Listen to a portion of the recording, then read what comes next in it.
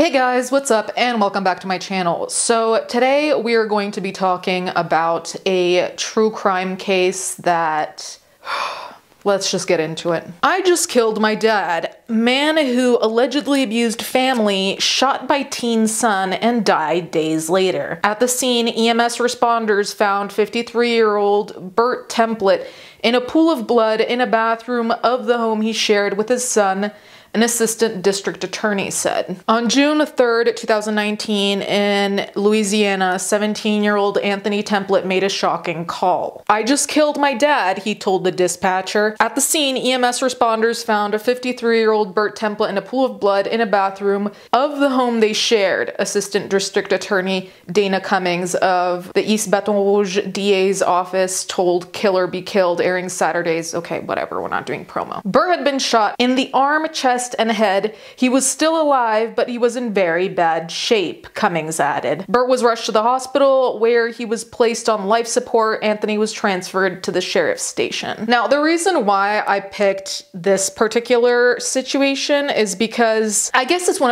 of those more complex and nuanced ones where, you know, at what point, I don't want to say justify, at what point do you justify or understand a killer?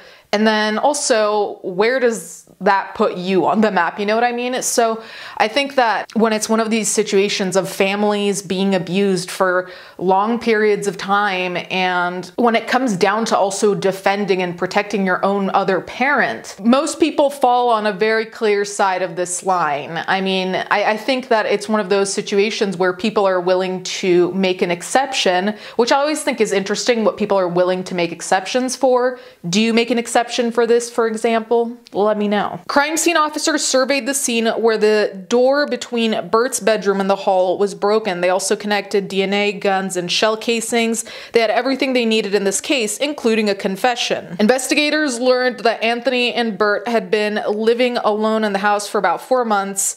"I don't really like him," the teen told a detective about his father. Bert's estranged wife, Susan Templet, shared background on Anthony and his family. When she met Bert, she was a single mom with a 6-year-old son, Peyton. "Anthony was 7, she said. "Bert had told me that Anthony's mom was deceased.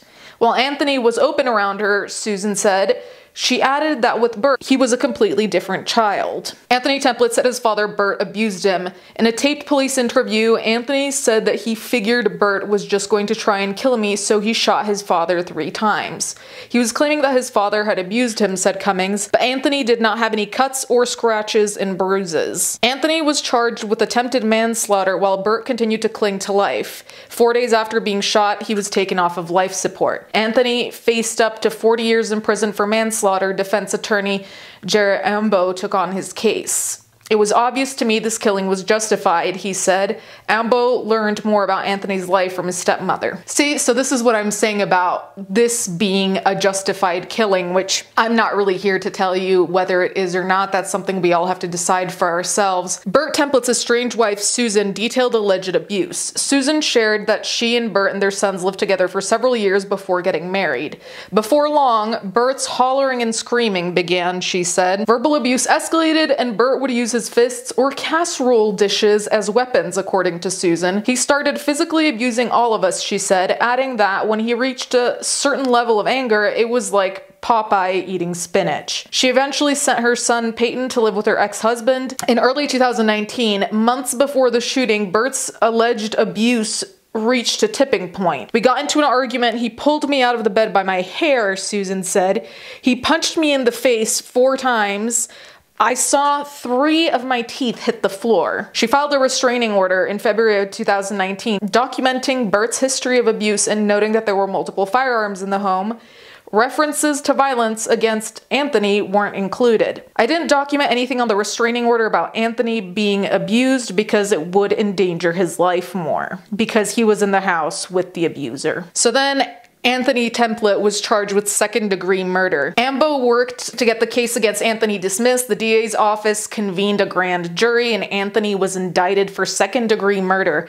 If found guilty of that charge, Anthony faced an automatic life sentence without parole. He was moved from the juvenile facility to the East Baton Rouge Parish prison. His bail was $1 million. A successful self-defense case would be a tall order. We have to prove that the person did the killing, was in imminent danger of death or great bodily harm, said Ambo, and that the killing was necessary to stop the attack. That second part was really tough for us, said Ambo, adding that Anthony wasn't touched that evening by his father. For the sake of his client, Ambo believed it was essential that the court understood Anthony's full life story. So this is where it gets even weirder, right? Because it says, Anthony Templet's complicated history emerges. For all intents and purposes, Anthony didn't exist, the lawyer said.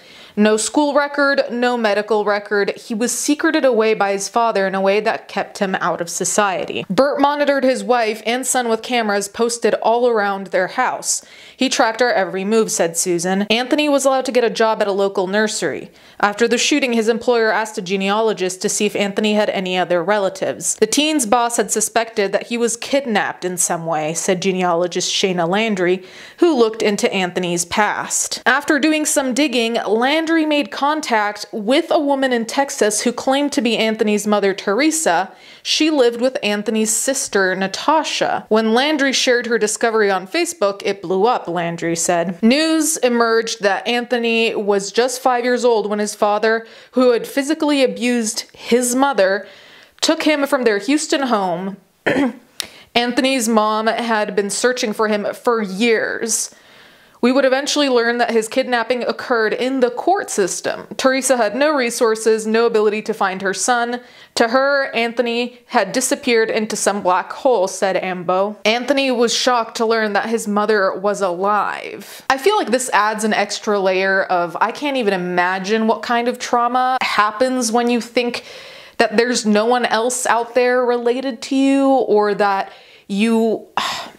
I wouldn't even know where to begin, but I also wonder how much of like being kidnapped did to his brain, and how much it did to his brain in regards to like his father and his understanding of his father, right? Because when things happen to you when you're that young, like, yeah, you quote unquote understand, but to what degree, and how do you move past that? Anyway, you guys can let me know what you think in the comments down below. I'll link the story down below per usual, because I did skip over some parts, but let me know what you think. Thank you guys so much for watching. Thank you to my patrons as always, and I'll catch you guys next time.